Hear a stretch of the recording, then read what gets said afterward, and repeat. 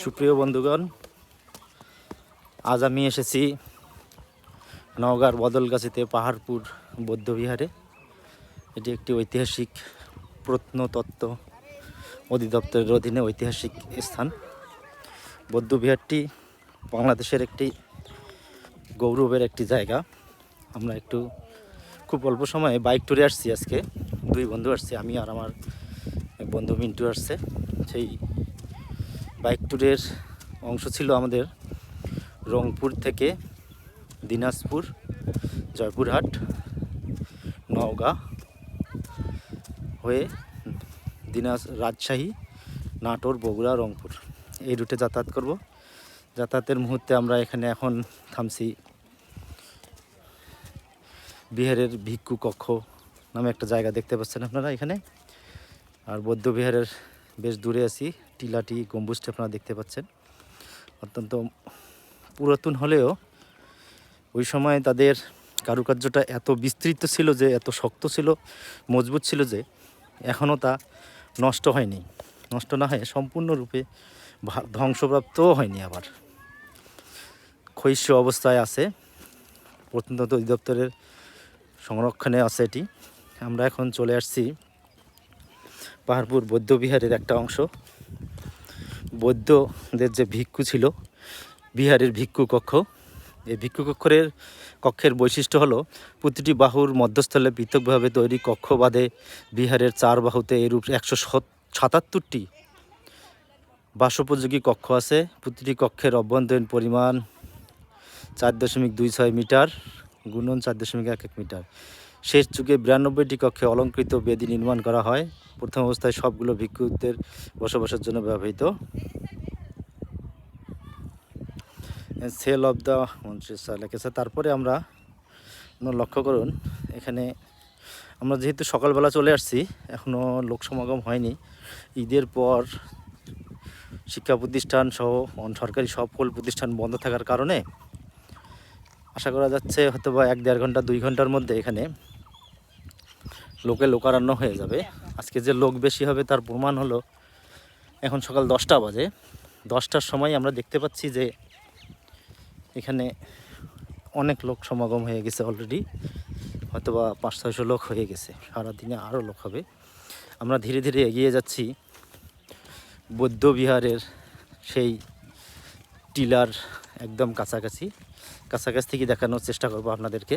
টিলাটি কীরকম মজবুত অবস্থা আছে। টিলার গায়ে মৃৎশিল্পের অসংখ্য কারুকাজও আছে নিচের দিকে, তা একসময় পুড়ে গেছে হয়তো। সেখানে কারুকাজের মধ্যে বিভিন্ন মূর্তি,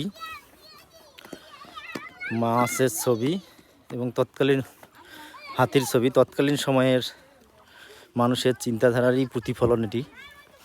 আমরা এখন চেষ্টা করব কিভাবে এটার উপরে উঠা যায়। উঠার জন্য আমরা রাস্তা খুঁজতেছি দুই বন্ধু মিলে। মিন্টু অলরেডি আমার আগেই চলে আসছে, মিন্টুকে দেখা যাচ্ছে। হ্যাঁ, এই আমার বন্ধু, ওর সাথেই আমরা আসছি, একসাথে বাইক ট্যুরে আসছি। আপনারা দোয়া করবেন সুন্দরভাবে যেন আমি এই বৌদ্ধ বিহারটি আপনাদেরকে সুন্দরভাবে উপস্থাপন করতে পারি, দেখাতে পারি। বৌদ্ধ বিহারটি এই মুহূর্তে আমরা আছি পূর্ব দিকে। আমরা এখন হেঁটেই যাচ্ছি, অবশ্য পশ্চিম দিকে যাওয়ার চিন্তা। পূর্ব দিক থেকে পশ্চিম দিকে যাব। পশ্চিম দিক থেকে পুরো সাইডটা আপনাদেরকে একদম ভিজিট করে দেখাবো। মনোমুগ্ধকর জায়গা। এখানে একটা ছেলে আছে যে চেষ্টা করতেছে উপরে ওঠার, যেটা সম্ভব নয়, কারণ ওটি বেশ উঁচু একটি জায়গা। এখানে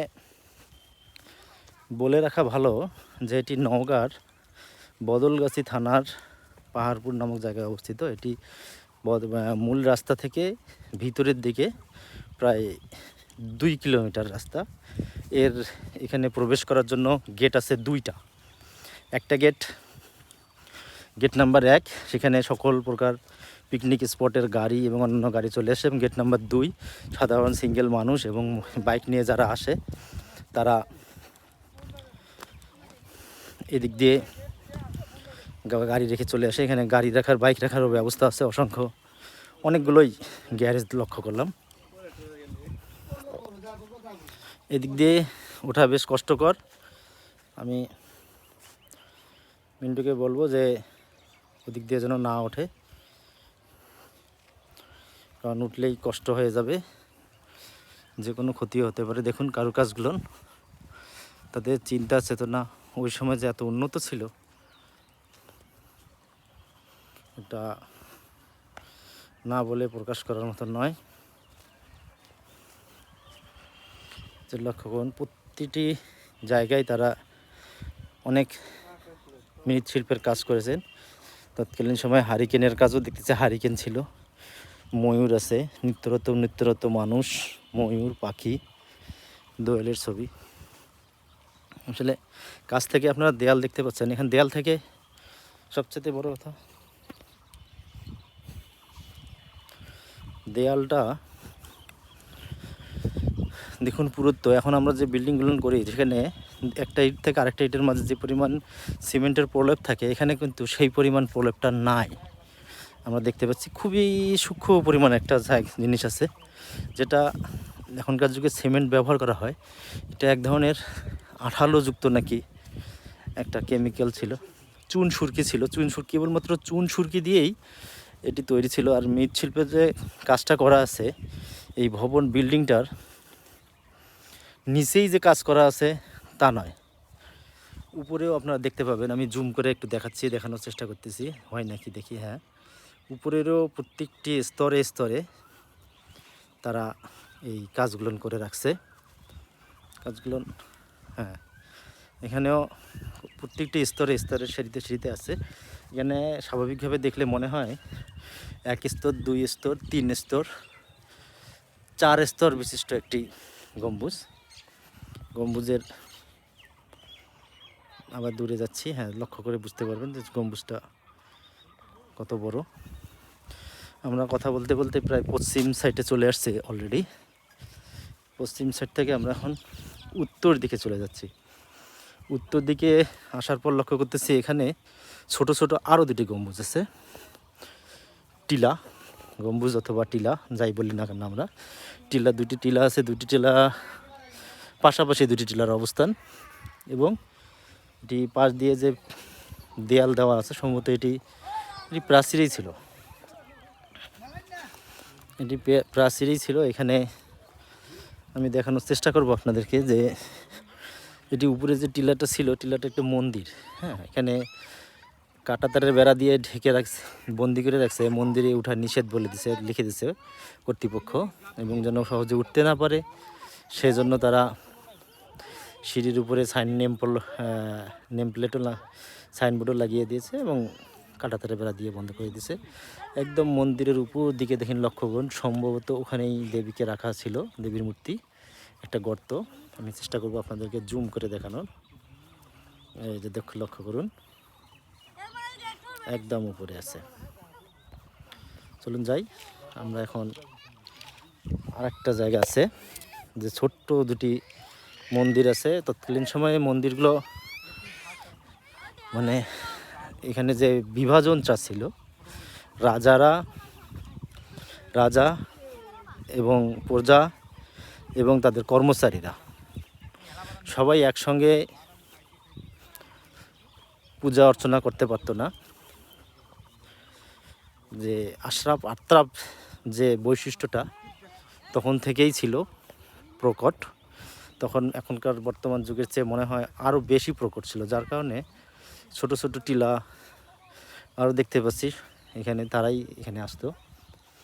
এবং এই বদলগাছি গ্রামের ভিতরে হতে গ্রামটারও দৃশ্য অত্যন্ত মনোরম।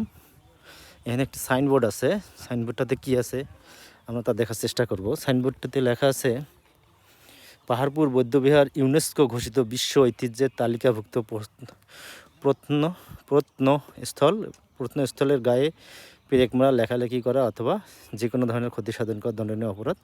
এটি একটি সচেতনতামূলক আর কি সাইনবোর্ড কর্তৃপক্ষ দিয়েছে। ধন্যবাদ কর্তৃপক্ষকে। বাঙালিকে মাঝে মাঝে সচেতন করতেই হয়, সচেতন না করলে তারা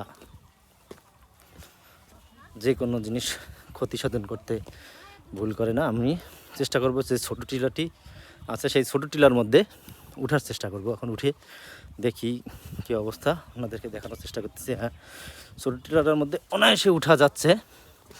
আমরা উঠে পড়লাম। আজকে ভাগ্য ভালো আমরা আসছি যে আবহাওয়াটা সূর্য প্রখর রোদ নেই, এদিকে এখন প্রচণ্ড আজকে গরম থাকার কথা, কিন্তু আমাদের ভাগ্য সুপ্রসন্ন যে মেঘাচ্ছন্ন আকাশ, যার কারণে আমরা